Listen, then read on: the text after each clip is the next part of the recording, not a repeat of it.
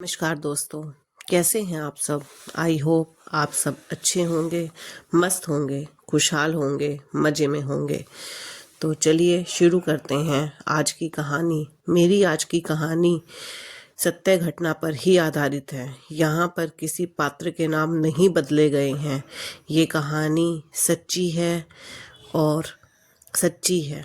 बस इतना ही मैं कहूँगी। अगर आपको मेरी कहानी अच्छी लगे तो प्लीज़ मुझे कमेंट करके बताइएगा, वीडियो को शेयर कीजिएगा ताकि समाज में अवेयरनेस फैल सके, जागरूकता फैल सके, क्योंकि बदलाव हमसे ही होगा, कोई और आकर बदलाव नहीं लाएगा। तो चलिए शुरू करते हैं आज की कहानी, जिसका शीर्षक है दहेज एक अभिशाप।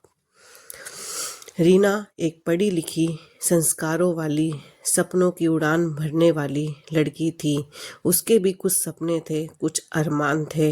वो पढ़ लिख कर बड़ी अफसर बनना चाहती थी, लेकिन नाते रिश्तेदारों के दबाव में आकर उसके पिता ने उसकी शादी +2 12वीं करते ही तय कर दी और कर दी। उसको आगे पढ़ने का मौका नहीं मिला, क्योंकि उसके माता पिता को एक अच्छा रिश्ता मिल गया था। लड़का अच्छा खानदानी घर का था, खाते पीते घर का था। इसलिए माँ बाप ने देर ना करते हुए उसकी शादी अपनी हैसियत से बढ़कर कर्जा लेकर दहेज देकर की। यह सोचकर पिता ने बेटी की शादी में कर्ज उठाया और दहेज दिया कि मेरी बेटी आगे जाकर खुश रहेगी। शुरुआत के कुछ महीने तो ठीक रहे, लेकिन फिर ससुराल वालों की तानों की आवाज़ें बढ़ने लगी। कार छोटी है, फ्रिज पुराना है, तुम्हारे घर वालों ने हमें दिया ही क्या है। ये बातें रीना रोज़ सुनती। उसे समझ नहीं आता कि उसकी गलती क्या है। हर काम में उसकी कमी निकाली जाती। बिना बात के उसे मेंटली टॉर्चर किया जाने लगा और बात यहाँ तक बढ़ गई कि बात हाथापाई तक पहुँच गई। अब बात तानों तक सीमित नहीं थी। उसकी सास, उसका पति, उसका देवर, उसका ससुर, उसकी ननद उस पर जब तब आते जाते बहाने ढूंढ ढूंढ के कि तुमने ये काम ठीक नहीं किया, वो नहीं किया, ये सब कह कह कर उस पे हाथ उठा देते, उसे मारते। इस तरह से दिन गुजरने लगे। इधर मायके से फ़ोन आता, माँ पूछती बेटा तू खुश तो है, पिता पूछते बेटा तू खुश तो है। बेचारी सिर्फ इतना ही कहती कि हाँ माँ मैं बिल्कुल ठीक हूँ। वो किसी से कुछ ना कहती। एक दिन स्थिति यहाँ तक आ गई कि ससुराल वालों ने पीट कर उसे घर से निकाल दिया और कहा कि जा अपने बाप के घर से बड़ी कार लेकर आ। जब तक तू बड़ी कार नहीं लेकर आएगी तुझे इस घर में नहीं घुसने दिया जाएगा। बेचारी जाती है और वहाँ जैसे ही दरवाजे पर पहुँचती है तो अपने पिता की आपस में बात करते देखते हैं कि उसके पिता किसी से कह रहे होते हैं कि भाई साहब मैं आपके पैसे दे दूंगा, पर क्या करूं, मेरे पास तो 2 वक्त की भरपेट रोटी तक के पैसे नहीं हैं। मैं अपना और अपने परिवार का पेट तक नहीं भर पाता। मैं दे दूंगा, थोड़ा सब्र रखिएगा। जब उसके कानों में ये बात पड़ी, बेचारी मन ही मन सोचती है कि अगर मैंने अपने पिता को बता दिया कि ससुराल वाले बड़ी गाड़ी मांग रहे हैं तो बेचारे कहाँ से लाएंगे। इन्हें तो 2 वक्त भरपेट खाना भी नहीं मिल पा रहा है।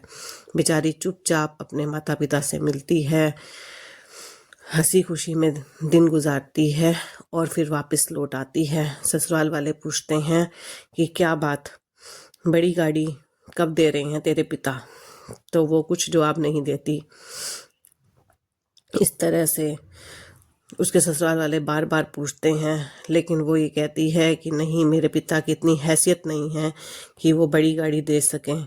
इस तरह से ससुराल वाले गुस्से में आकर उसे आग के हवाले कर देते हैं और पास पड़ोस में खबर पहुंचा देते हैं कि घर में चूल्हे की आग से रीना जल गई।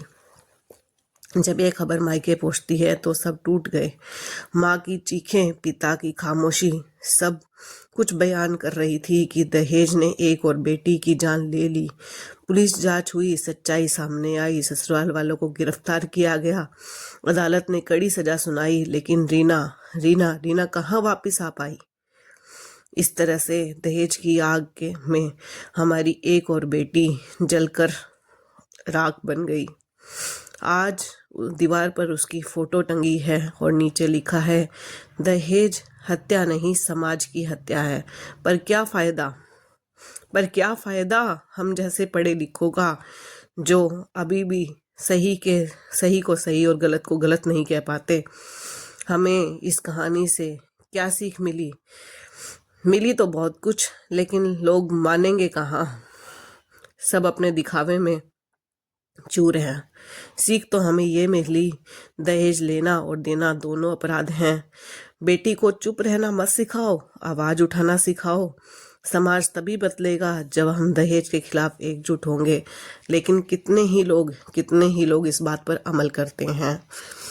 हम ढिंढोरा पीटते हैं कि हम शिक्षित हैं, हम शिक्षित समाज का हिस्सा हैं, हम हायर एजुकेटेड हैं, हम आत्मनिर्भर हैं। पर उस आत्मनिर्भरता का, उस शिक्षा का क्या फ़ायदा अगर आप सही को सही और गलत को गलत नहीं कह सकते, कहीं पर गलत हो रहा हो उसका विरोध नहीं कर सकते। हम आज भी अपनी बेटियों को बोझ समझते हैं। हम आज भी अपनी बेटियों के पैदा होते ही दहेज के लिए पैसे जोड़ने शुरू कर देते हैं।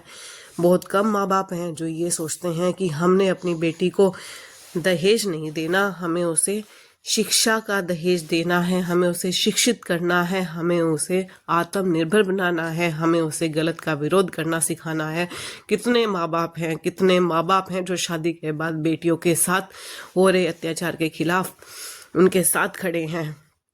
माँ बाप तो ऐसे भी हैं जो अपनी बेटियों को शादी करते ही पराई कर देते हैं कि थोड़ा बहुत अत्याचार तो सबने सहा है, तुम भी सह लोगे, चुप रहो, सहो, अपना घर बसा के रखो। पर क्या ये सही है? क्या ये सही है? मैं आप लोगों से पूछती हूँ। अगली बात मैं अगले वीडियो में करूँगी। अभी के लिए धन्यवाद।